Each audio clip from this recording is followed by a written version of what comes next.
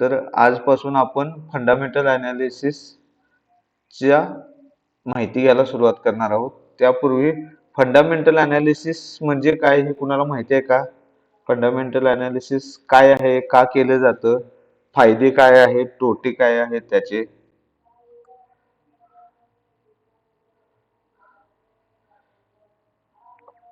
बर, फंडामेंटलचा अर्थ आपण आता लास्ट एकदा आपण एक माहितीचं सेशन घेतलं होतं, त्यामध्ये मी सांगितलं होतं फंडामेंटल अनालिसिस म्हणजे काय. तर त्यापैकी दोन गोष्टी आहेत, एक फंडामेंटल आणि एक अनालिसिस. फंडामेंटल म्हणजे काय की मूलभूत, मराठीमध्ये आपण त्याला म्हणतो मूलभूत. आणि अनालिसिस म्हणजे त्याचं निरीक्षण करायचं आहे किंवा त्याचे अभ्यास करायचा आहे. तर एखादा स्टॉक, एखाद्या कंपनीचा स्टॉक आपण खरेदी करण्यापूर्वी किंवा विक्री करण्यापूर्वी किंवा त्या स्टॉकमध्ये काही कोणताही ट्रेडिंगचा प्लॅन करण्यापूर्वी त्या कंपनीचं फंडामेंटल म्हणजे मूलभूत अभ्यास करणं गरजेचं असतं. ज्या पद्धतीनं स्टॉक मार्केटमध्ये काम करत असताना दोन प्रकारचे प्रामुख्याने अभ्यास केले जातात, की ज्या एक फंडामेंटल अनालिसिस असतो आणि दुसरा कोणता असतो? आपण टेक्निकल अनालिसिस केलं जातं. तर या फंडामेंटल अनालिसिस आणि टेक्निकल अनालिसिस दोन्ही गोष्टी वेगवेगळ्या आहेत. ते दोन्ही एकात क्लब करून चालत नाही. आणि फंडामेंटल अनालिसिस करणाऱ्या माणसाचा व्ह्यू वेगळा असतो, टेक्निकल अनालिसिस केलेल्या माणसाचा व्ह्यू वेगळा असतो. आणि हे दोन्ही एकमेकाशी कोणत्याही ठिकाणी या दोघांचं एकमेकाशी साम्य होत नाही. पण तरी सुद्धा आपल्याला फंडामेंटल अनालिसिस शिकायचं आहे, टेक्निकल अनालिसिस आपण शिकलेलो आहोत. तर फंडामेंटल अनालिसिस आपल्याला काय सांगतं की काय खरेदी करायचं आहे, कोणत्या कंपनीच्या स्टॉकमध्ये खरेदी करण्याची शक्यता आहे आता, हे आपल्याला फंडामेंटल अनालिसिस सांगतं. आणि त्या स्टॉकमध्ये कधी बाय करायचं किंवा कधी सेल करायचं याची माहिती आपल्याला टेक्निकल अनालिसिसद्वारे मिळते. तर त्यामुळे फंडामेंटल अनालिसिस आपण शिकून त्याचा वापर काही ट्रेडिंग मध्ये किंवा इन्व्हेस्टमेंट मध्ये केला तर आपल्याला चांगल्या पद्धतीने रिटर्न मिळू शकतात. शिवाय एक फिल्टर लावला जाऊ शकतो आपण. म्हणजे जर समजा आपल्याकडे दोन वेगवेगळ्या कंपनीचे चार्ट आले एकाच, आणि त्या दोन्ही चार्टचं फॉर्मेशन एकच आहे, म्हणजे दोन्ही मध्ये सिमेट्रिकल ट्रायंगल झालेला आहे उदाहरणार्थ. तर या दोन्ही पैकी कोणत्या स्टॉक मध्ये आपण ट्रेडिंग करू शकतो किंवा इन्व्हेस्टमेंट करू शकतो ही माहिती आपल्याला फंडामेंटल अनालिसिस केलं तर चांगल्या पद्धतीने समजू शकते. आणि यासाठी आपण फंडामेंटल अनालिसिसचा उपयोग करायचा आहे. आणि फंडामेंटल अनालिसिस मध्ये खूप खूप जास्त गोष्टी शिकण्यासारख्या आहेत. मग त्या सर्व गोष्टी आपण शिकलं तर काय होणार आहे, आपल्याला आपला व्ह्यू क्लिअर होणार आहे. परंतु या सगळ्या गोष्टी शिकून घेणं आणि समजून घेणं आपल्याला हळूहळू अवघड जाऊ शकतं. त्यामुळे आपण महत्वाच्या आणि प्रमुख गोष्टी फक्त आता या सेशन मध्ये कव्हर करणार आहोत फंडामेंटलच्या क्लासमध्ये. आणि या क्लास मधला आजचा पहिला फंडामेंटल अनालिसिसचा पहिला महत्वाचा जो विषय आहे तो म्हणजे मार्केट कॅपिटलायझेशन. म्हणजे आपण म्हणतो बघा, मार्केट कॅप किती आहे, एखाद्या कंपनीचा मार्केट कॅप किती आहे असं सारखं म्हटलं जातं. तर त्या मार्केट कॅपिटलायझेशन मध्ये कोणकोणत्या गोष्टी आहेत हे आपण आता शिकण्याचा प्रयत्न करूया. मार्केट कॅपिटलायझेशन म्हणजे काय की जर समजा एखादी कोणतीही कंपनी असेल तर ती कंपनी आपल्याला आता सध्या खरेदी करायची असेल तर ती कंपनी खरेदी करण्यासाठी आपल्याला किती रुपये द्यावे लागतील त्या किमतीला त्या कंपनीचं मार्केट कॅपिटल असं म्हटलं जातं. उदाहरणार्थ आपण म्हणूया की डीमार्ट एक आपल्याला डोक्यात विषय आला की आपण डीमार्ट कंपनी खरेदी करूया. तर डीमार्ट कंपनी खरेदी आता मला जर खरेदी करायचं असेल तर डीमार्ट कंपनीला किती रुपये मला द्यावे लागतील, की ती एक किंमत कंपनीला दिल्यानंतर ती संपूर्ण कंपनी माझ्या नावावर होईल. आणि ही जी अमाऊंट असते या अमाऊंटला आपण मार्केट कॅपिटलायझेशन किंवा मार्केट कॅप असं आपण म्हणतो. मग हे मार्केट कॅप ठरवतात कसं, तर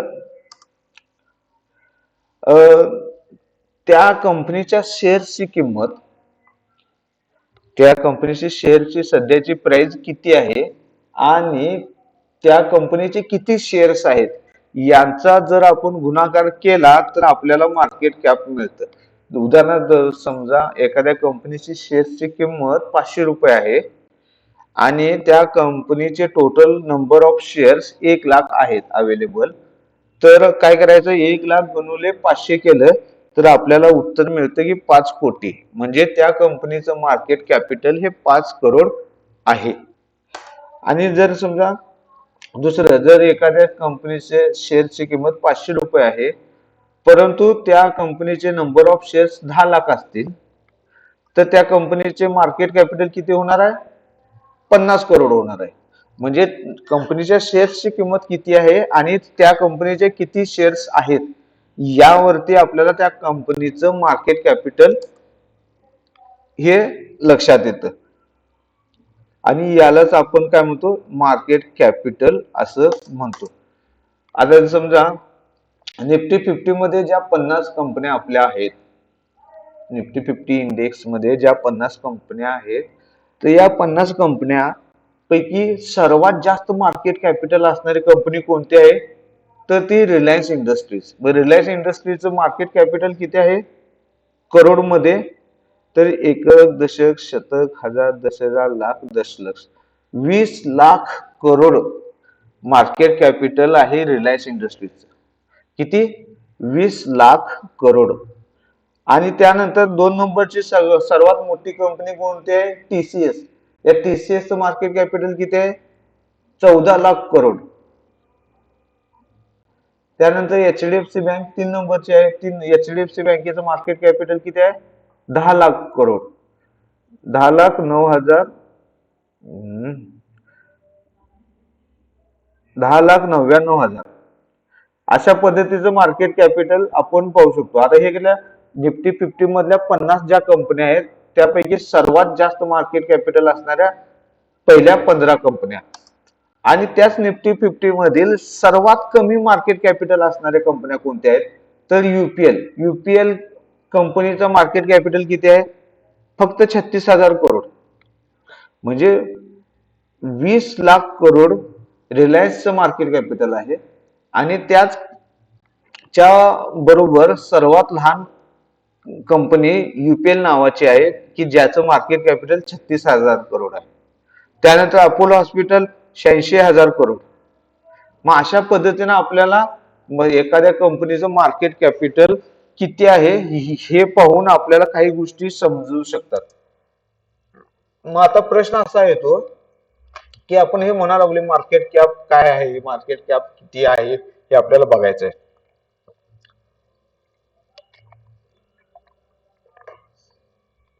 तर मार्केट कॅप रिलायन्सचं जास्त आहे आणि युपीएलचं सर्वात कमी आहे, बरोबर। मग हे मार्केट कॅप बघून आपल्याला काय समजायचं आहे किंवा आपल्याला काय त्यामधून शिकायला मिळतं, तर आपल्याला सर्वात मोठं काय पहिला काय शिकायला मिळतं की त्या कंपनीची साईज किती आहे किंवा ती कंपनी किती मोठी आहे। ज्या कंपनीचा आपण अनालिसिस करायला लागलोय त्या कंपनी ची व्हॅल्यू किती आहे, किती रुपये त्या कंपनीचं कॅपिटल आहे हे आपल्याला समजतं, जेणेकरून आपल्याला समजतं की त्या कंपनीची किती मोठी आहे। आणि मग मला सांगा, जर एखाद्या कंपनीचं मार्केट कॅपिटल जास्त असेल तर ती कंपनी जास्त चांगली किंवा जास्त मोठी असते, आणि अशा कंपनीमध्ये चढ उतार, त्या कंपनीच्या स्टॉक प्राइस मध्ये चढ उतार होण्याचं जे प्रमाण असतं ते प्रमाण कमी प्रमाणात असतं। आणि त्यामुळं ज्या इन्व्हेस्टरना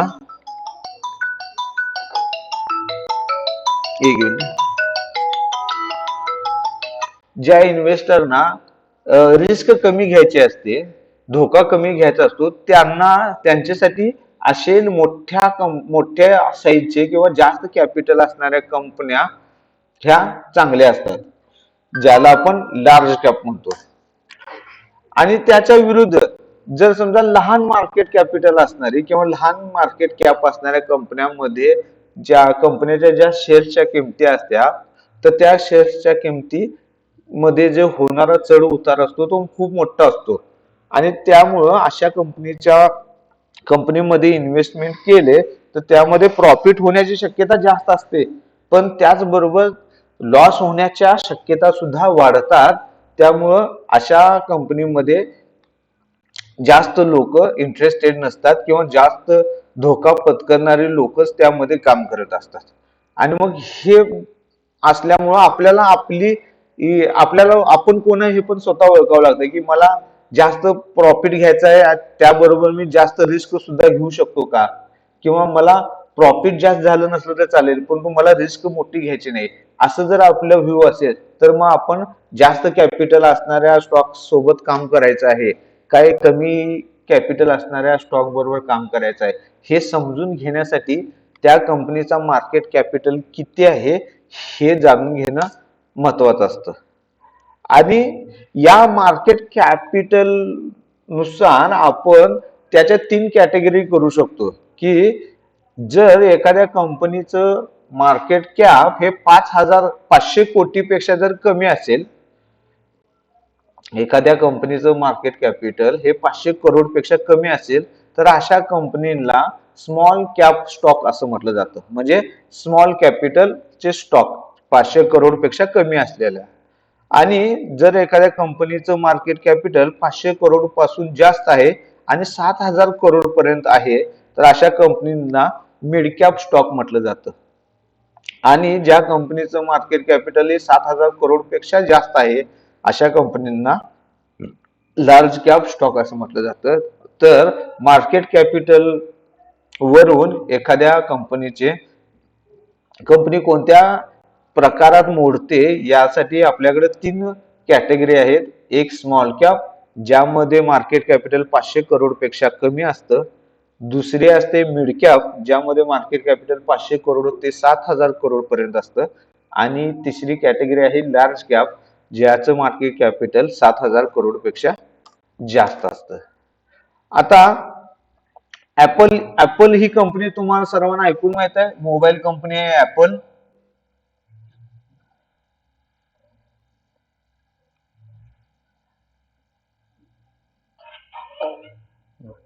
तर ऍपल कंपनीचं टोटल मार्केट कॅपिटल आहे 3.07 ट्रिलियन डॉलर्स मध्ये. आणि ह्या एका कंपनीचं मार्केट कॅपिटल हे 3.050 आहे, 0.60 आहे. आणि त्याच्या आगेच भारतामध्ये लिस्टेड असणाऱ्या जेवढ्या कंपन्या आहेत त्या कंपन्यांचं जे मार्केट कॅपिटल आहे तर ते मार्केट कॅपिटल 3.33 ट्रिलियन डॉलर आहे. म्हणजे भारतामधील ज्या मोठ्या सगळ्या कंपन्या आहेत त्या कंपन्याचं जेवढं मार्केट कॅपिटल आहे तेवढं मार्केट कॅपिटल ह्या एका ऍपल कंपनीचं आहे. म्हणजे ही कंपनी किती मोठी आहे यावरून आपल्याला याचा अंदाज येऊ शकतो. आणि हाच अंदाज आपण स्टॉक मार्केटमध्ये काम करत असताना एखादी कंपनी सिलेक्ट करत असतो त्यावेळी आपण त्याचा अंदाज घेण्यासाठी मार्केट कॅपिटलचा उपयोग करतो. आता हे जे आपण म्हणायला लागलो मार्केट कॅपिटल इतकं आहे तर हे पाहायचं कसं आणि पाहायचं कुठं हा एक प्रश्न तुमच्या पुढं असेल. तर त्यासाठी आपण काय करायचं आहे की वेबसाईट वरती जायचं आहे आणि एक आपण वेबसाईट पाहणार आहोत ज्याचं नाव आहे screener.in.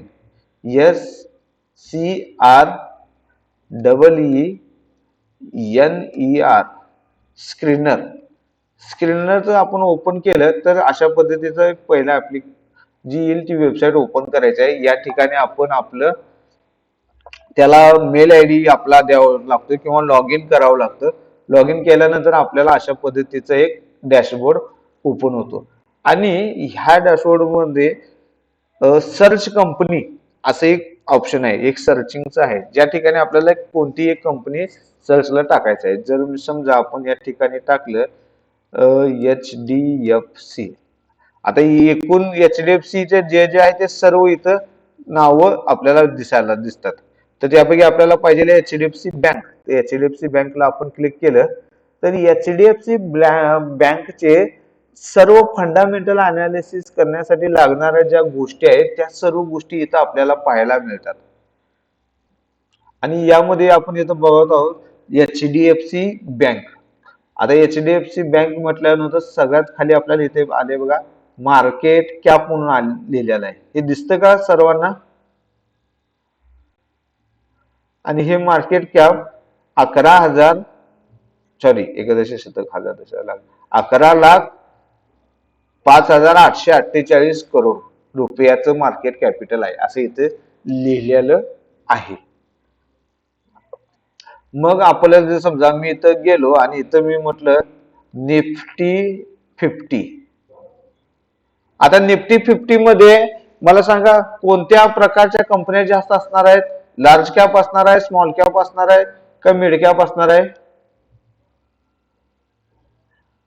निफ्टी 50 हे जे इंडेक्स आहे त्यामध्ये कोणत्या कंपन्या जास्त असणार आहेत?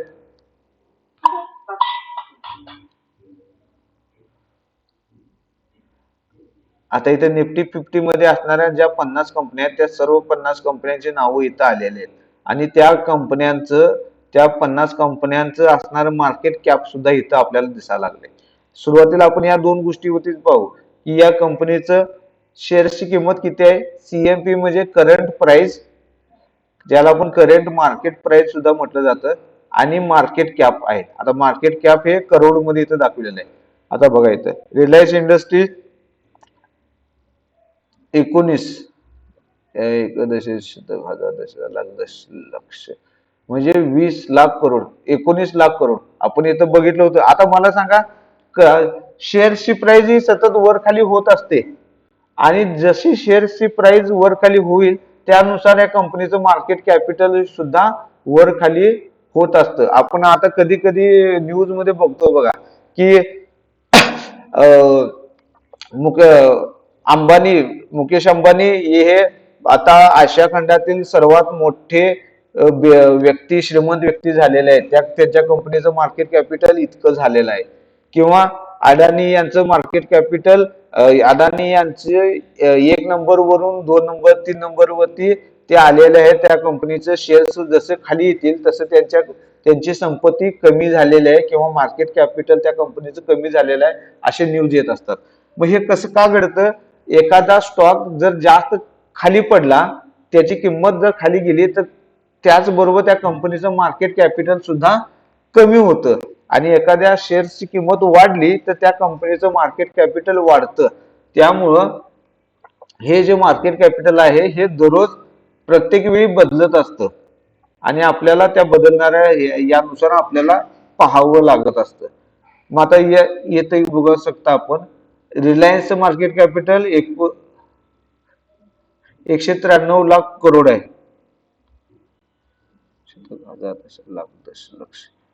19,00,000 करोड आहे.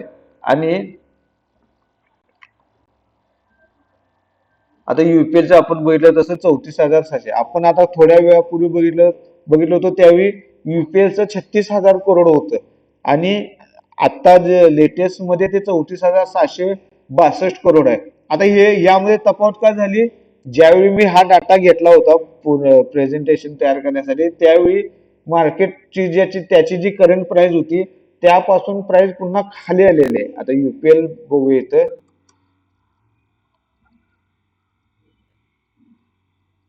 युपीएल बघा हे प्राइस इथून खाली पडलेले आहे आणि ज्यावेळी शेअरची प्राइस खाली आली त्यावेळी त्याचं मार्केट कॅपिटल सुद्धा कमी झालेलं आहे. मग यावरून आपल्याला समजतं की शेअरची मार्केट कॅपिटल किती आहे आणि आपल्याला कसं त्यामध्ये काम करायला असतं ते. आता मी यापैकी एक कंपनी ओपन करतो. आता TCS या कंपनीचं ओपन करतो. आता TCS ओपन केल्यानंतर मला या TCS कंपनीचं संपूर्ण डिटेल्स इथं पाहायला मिळतात या स्क्रीनरच्या वेबसाईट वरती. आता बघा इथं या कंपनीचं मार्केट कॅपिटल किती आहे? 15,00,000 करोड आहे. 15,00,000 करोड या कंपनीचं मार्केट कॅपिटल आहे.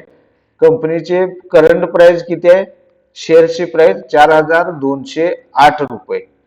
लो किती आहे, हाय किती आहे, स्टॉकचा पीई किती आहे, बुक व्हॅल्यू काय आहे, डिव्हिडंड यील्ड, या सर्व गोष्टी आपल्याला फंडामेंटल अनालिसिस मध्ये पाहायच्या आहेत. पण आता सध्या आपण फोकस कशावरती करतोय? मार्केट कॅपिटल वरती. तर इथं आपण पाहू शकतो की मार्केट कॅपिटल याचं किती आहे, 15 लाख करोड आहे. असंच आपल्याला हळूहळू आता माहिती घेत जायचं आहे की मार्केट कॅपिटल कोणत्या कंपनीचं किती आहे ते. बर, दुसरा कोणता स्टॉक कोण सांगेल का एखाद्या स्टॉकचं नाव?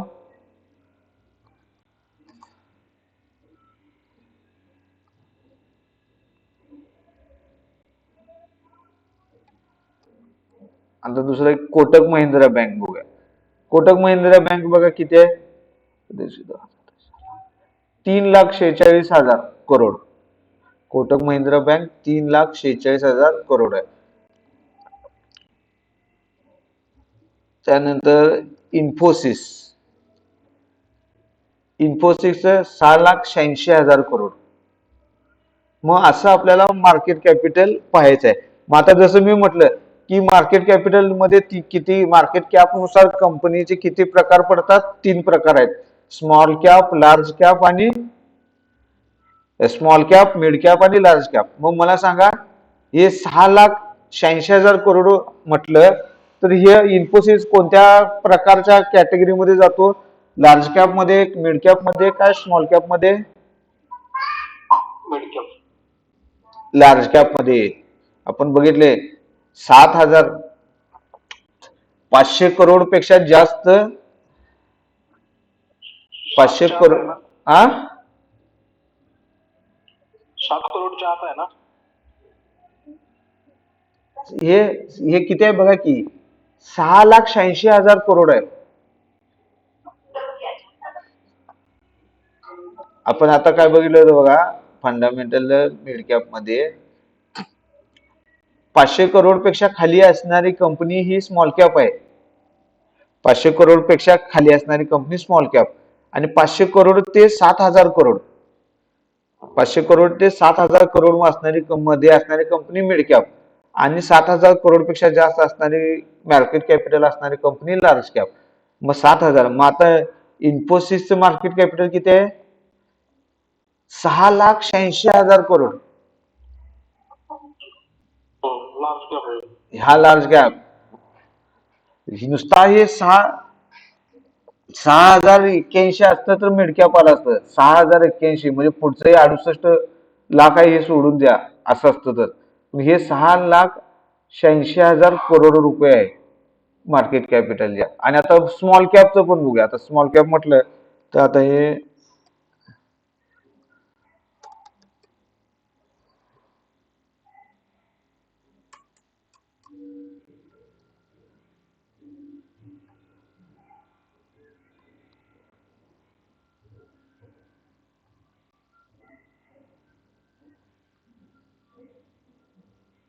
हा, आता बघा, हा मिड कॅप आणि स्मॉल कॅप मध्ये. आता पॉलिपेक्स नावाची कंपनी आहे, ज्याचं मार्केट कॅपिटल किती आहे बघा, 2,450 करोड 49 आहे. 2,449 करोड आहे म्हटलं, हे कोणत्या याच्यामध्ये जाईल? स्मॉल कॅप, मिड कॅप का लार्ज कॅप? मिड कॅप मध्ये. मिड कॅप मध्ये का? कारण याचं मार्केट 500 करोड ते 7,000 करोडच्या आत आहे. ठीक आहे. त्यानंतर रॅलिस इंडिया. रॅलिस इंडिया कोणत्या कंपनीचं आहे? त्याचं मार्केट कॅपिटल 5,075 आहे. म्हणजे कोणता, स्मॉल कॅप मध्ये आहे का मिड कॅप मध्ये आहे? मिड कॅप मध्ये आहे. स्मॉल कॅप 500 कोटीपेक्षा कमी असेल तर स्मॉल कॅप, 500 पेक्षा जास्त आणि 7,000 पेक्षा कमी असेल तर मिड कॅप. म्हणजे 5,000 करोड आहे. 5,000 करोड म्हणजे मिड कॅप मध्ये आला. आता वारिको इंजिनियर, वारिको इंजिनियरचा हा 7,006 आहे. म्हणजे हा कोणत्या ह्याच्यामध्ये गेला? लार्ज कॅप मध्ये गेला. लार्ज कॅप मध्ये गेला. मग असं आपल्याला बघायचं. मग मला सांगा, एक कंपनी आहे. आता आपण काल आपण चर्चा केली होती, म्हणजे आपण हेमंत सरांनी आणि मी चर्चा केली होती. आता एक गोष्ट मी सांगितलं होतं थोड्या वेळापूर्वी की स्मॉल कॅप, लार्ज कॅप आणि मिड कॅप मध्ये हे बघून आपल्याला काय ठरवायचं असतं? हे आपण थोड्या वेळापूर्वी बघितलं होतं की स्मॉल कॅप मध्ये जास्त प्रमाणात रिस्क असते. आणि एक मिनिट, हा आता बघा, हा निफ्टी 50चा मी चार्ट लावलेला आहे एका वर्षाचा. निफ्टी 50चा एका वर्षाचा ग्राफ लावलेला आहे. आता निफ्टी 50 मागच्या वर्षी बरोबर 19,930 मध्ये होती. आता निफ्टी 50 मध्ये भारतामधील किती कंपन्या आहेत त्या इंडेक्स मध्ये? किती कंपन्याचा तो समूह आहे? 50 कंपन्याचा समूह आहे. 50 कंपन्या. आणि या 50 कंपन्या लार्ज कॅप आहे, मिड कॅप आहे, काय स्मॉल कॅप आहेत?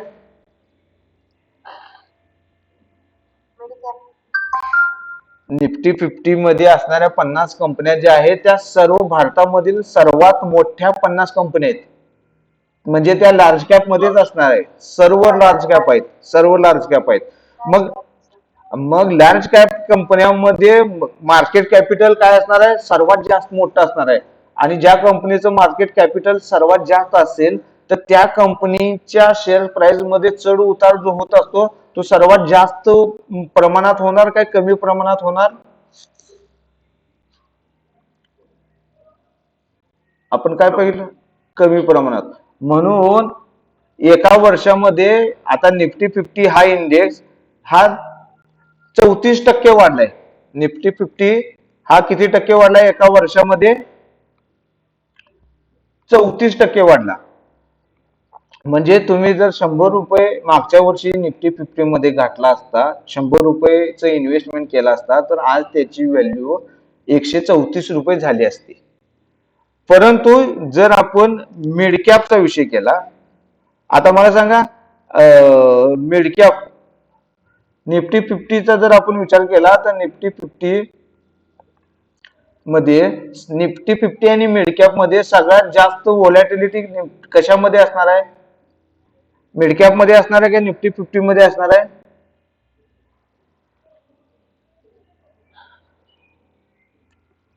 आता निफ्टी हा मिड कॅपचा इंडेक्स आहे आणि निफ्टी मिड कॅपच्या इंडेक्स मध्ये त्याच कालावधीमध्ये मिड कॅप हा 71.86% वाढला. 71.86% म्हणजे निफ्टीपेक्षा तो जवळपास दुप्पट वाढ झालेला आहे. म्हणजे काय की निफ्टीची वाढीचा वेग किंवा त्याचा खाली जाण्याचा वेग जेवढा होता त्यापेक्षा मिड कॅपचा वेग हा त्याच्या दुप्पटीने जास्त आहे. हा 71% वाढलेला आहे. म्हणून तर काय होतं की मिड कॅप आणि लार्ज कॅप बघितलं तर मिड कॅप जास्त लवकर वर खाली ओलॅटाईल आपण ज्याला म्हणतो ना त्या पद्धतीचा मिड कॅप जास्त आहे. आणि स्मॉल कॅप आता याच्याशी बघू. स्मॉल कॅप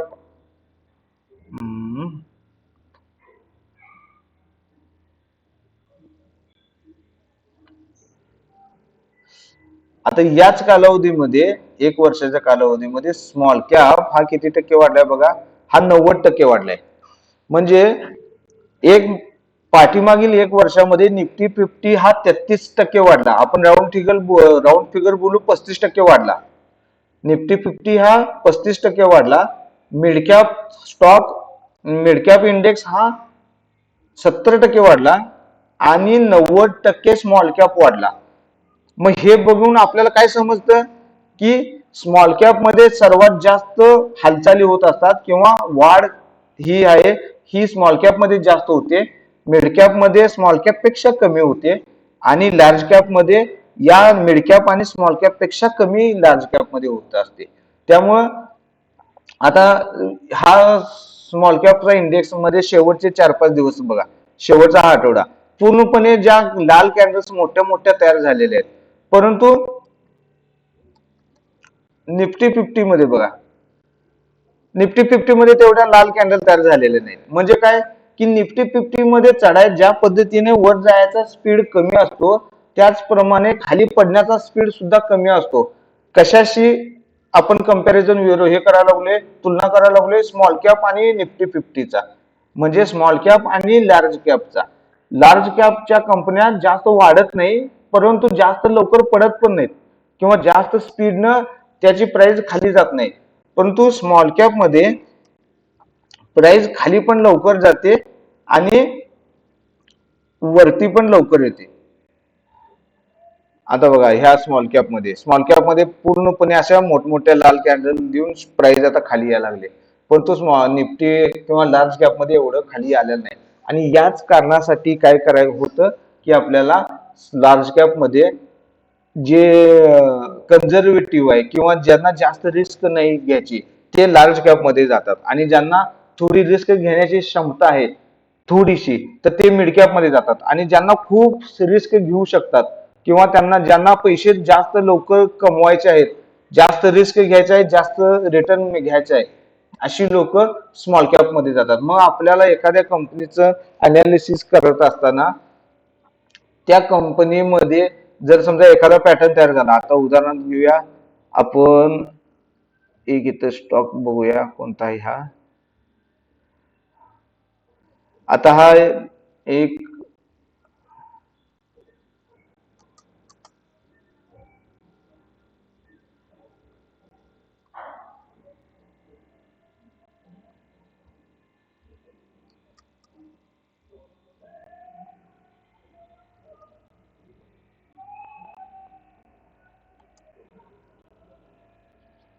आता आयईएक्स नावाचा एक स्टॉक आहे. आयईएक्स म्हणजे इंडियन एनर्जी एक्सचेंज. आता इंडियन एनर्जी एक्सचेंज मध्ये आपल्याला समजा एक हा स्टॉक आता 137 रुपयाला बाय करायचा आहे, आपण प्लॅन केला आणि 137 ला बाय करायचा आहे, 120 रुपयाला आपला स्टॉप लॉस आहे. परंतु हा स्टॉक मध्ये हा कोणत्या सेक्टरचा स्टॉक आहे, त्याचा मार्केट कॅपिटल किती आहे आपल्याला माहित नाही. मग आपण इथं जाऊन आयईएक्स शोधलं तर आपल्याला कळतं की याचं मार्केट कॅपिटल किती आहे, 12,243. म्हणजे किती आहे, हा स्मॉल कॅप मध्ये आहे, लार्ज कॅप मध्ये आहे का मिड कॅप मध्ये आहे? 12,000 करोड असल्यावरती लार्ज कॅप मध्ये आहे, बरोबर. मग या कंपनीच्या शेअरची किंमत मध्ये चढ उतार होण्याचं प्रमाण जास्त आहे का कमी आहे? कमी आहे. मग अशा कंपनीमध्ये आपण कन्झर्वेटिव्ह काम करू शकतो, बरोबर. मग अशा कंपनीच्या मध्ये आपण जर इन्व्हेस्ट केलं तर आपण टार्गेट स्मॉल कॅप एवढं घेऊन चालेल का आपल्याला, किंवा स्मॉल कॅप मध्ये ज्या पद्धतीचं प्रॉफिट होतं त्या पद्धतीचं प्रॉफिट अपेक्षित या ठिकाणी करून चालेल का आपल्याला? का नाही. कारण आपल्याला माहित आहे की हा लार्ज कॅपचा स्टॉक आहे. लार्ज कॅपचा स्टॉक हा जास्त प्रमाणात वाढत नाही आणि जास्त प्रमाणामध्ये खाली सुद्धा येत नाही. आणि मग अशा वेळी आपल्याला आपलं रिस्क रिवॉर्ड रेशो हे किती असायला पाहिजे हे कॅपिटल बघून आपण ठरवू शकतो. किंवा एक आपण असं बघितलं की आता हा एक शिपिरे नावाचा स्टॉक आहे. आता या स्टॉक मध्ये एक चॅनेलचं एक असेंडिंग ट्रायंगलचं पॅटर्न तयार झालेलं आहे, जे आता खालच्या बाजूला ब्रेकआउट होईल, ब्रेकडाऊन होईल किंवा वरच्या बाजूला ब्रेकआउट होईल. मग हा स्टॉकचं, या कंपनीच्या स्टॉकचं मार्केट कॅपिटल किती आहे हे आपल्याला बघायचं आहे. मग आपण काय करणार, इथं जाणार,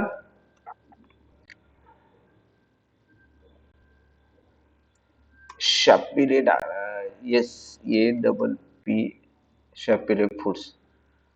आता बघा याचं मार्केट कॅप किती आलं, 8,700. मग याचं हा पण लार्ज कॅप मध्ये आहे. परंतु आता लार्ज कॅप मध्ये पण एक फरक आला की हा काटावर पास आहे. म्हणजे आणि एक 2-4 दिवस मार्केट खाली पडलं तर हा 7,000 पेक्षा खाली जाऊ शकतो, बरोबर. मग अशा वेळी आपल्याला बघायचं कंपॅरिझन करताना दोन कंपनीचे स्टॉक आपण आता पाहत होतो, एक आयईएक्स आणि एक शिपिरे. मग आपण या दोघांच्या मध्ये कंपॅरिझन करत असताना कोणती कंपनी जास्त आपल्याला रिस्की वाटायला लागल्या, तर ज्याचं मार्केट कॅपिटल कमी आहे ते, म्हणजे हा शापिरे फूड्सचा कंपनीचा स्टॉक ज्याचं मार्केट कॅपिटल 8,700 आहे. आणि याच्या अगेन्स्ट आपण कुठला बघत होता की आयईएक्स ज्याचं मार्केट कॅपिटल 12,000 करोड होतं. मग आपल्याला जर कन्झर्वेटिव्ह जर प्लॅन करायचा असेल तर आपण आयईएक्स बरोबर जाणार, आणि जर आपल्याला अग्रेसिव्ह प्लॅन करायचा असेल तर मग आपण या शापिरे नावाच्या कंपनी बरोबर जाऊ शकतो. मग यासाठी आपल्याला काय पाहिजे की मार्केट कॅपिटल किती आहे आणि किती असायला पाहिजे याचा अंदाज घेण्यासाठी आपण या screener.in या कंपनीचा वेबसाईटचा वापर करणार आहोत. मार्केट कॅपिटल समजलं का? कारण हा आता कसं फंडामेंटल म्हणजे मूलभूत लहान लहान प्राथमिक गोष्टी आहेत या कोणत्याही स्टॉकचा अनालिसिस करण्यापूर्वी. आणि ह्या गोष्टी जर आपल्याला समजलं तर मग हळूहळू आपल्याला पुढचं डिटेल गोष्टी ह्या समजायला सोप्या होत जाणार आहेत.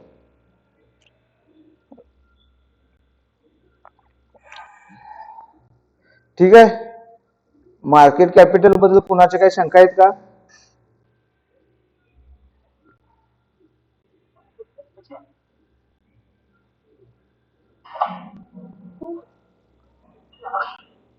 आता काय तुम्ही कनी हे स्क्रीनरचं हे आहे की नाही मोबाईल वरती सुद्धा याचं ऍप्लिकेशन आहे आणि मोबाईल वरती सुद्धा या गोष्टी आपण साध्या सोप्या करून पाहू शकतोय.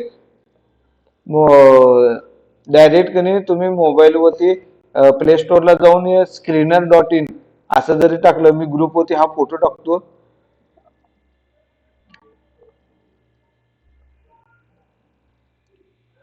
हा इन्स्टॉल करा आणि इन्स्टॉल केल्यानंतर आपण जे जे म्हणजे इथं तुम्हाला चेक करायचं आहे कंपनीचं मार्केट कॅपिटल, त्याचे बॅलन्स शीट, या सर्व गोष्टी आपल्याला तिथं पाहायला मिळणार आहेत. आपण आता या फंडामेंटल अनालिसिस मध्ये पूर्णपणे या वेबसाईटचा वापर करणार आहोत आणि या वेबसाईटचा वापर करत असताना आपण काय काय पाहणार आहोत की त्याचं पिअर कम्पॅरिझन म्हणजे त्याच सेक्टरमध्ये असणाऱ्या ज्या दुसऱ्या कंपन्या आहेत, ज्या कंपन्याचं कम्पॅरिझन आपण करणार आहोत. म्हणजे जर समजा आपण आता पाहत आहोत शॅपीले फूडचं बघायला लागले, मग त्याच सेक्टरमध्ये असणाऱ्या जुबलेंट फूड पण आहे, देवयानी पण आहे, वेस्ट लाईफ फूड आहे, रेस्टॉरंट ब्रँड आहे, बार्बिक्यू नेशन आहे, कॉफी डे एंटर आहेत. मग या कंपनीचं मार्केट कॅपिटल पण इथं किती आहे असं आपण कम्पॅरिझन करू शकतो. आणि मग इतर गोष्टी मग आपल्याला काय करायचंय की प्रत्येक 3 महिन्यानंतर कंपनी आपले रिझल्ट अनाऊन्स करत असते. तर ते 3 महिन्याच्या रिझल्ट मध्ये कंपनीचे सेल्स मध्ये काय ग्रोथ आहे, सेल्स म्हणजे काय झालेलं आहे, एक्सपेन्सेस किती झालेले आहेत, ऑपरेटिंग प्रॉफिट किती असणार आहे, ऑपरेटिंग प्रॉफिट पर्सेंटेज मध्ये किती आहे, अदर इन्कम काय आहे, इंटरेस्ट किती आहे, डिप्रिसिएशन किती आहे, आणि हे सर्व झाल्यानंतर टॅक्स देण्यापूर्वी कंपनीला किती प्रॉफिट झाला होता, त्यानंतर टॅक्स किती पर्सेंटेज होता, आणि शेवटला कंपनीला नेट किती रुपयाचा फायदा झाला, हे आपण समजून घेण्याचा प्रयत्न करणार आहोत.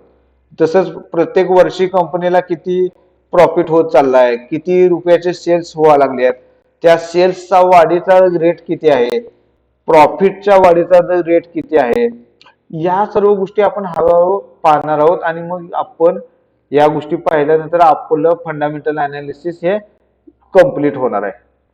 तर आज आपण मार्केट कॅपिटल बघितलं, उद्या आपण बॅलन्स शीट कशी वाचायची किंवा प्रॉफिट अँड लॉस कसा वाचायचा हे आपण समजून घेऊया, ते उद्याच्या सेशन मध्ये. आजच्या सेशन मध्ये इतकं आपलं मार्केट कॅपिटल हा विषय फक्त समजून घेण्याचा आपला पहिला पॉइंट होता. ठीक आहे, कुणाला काही शंका आहे का?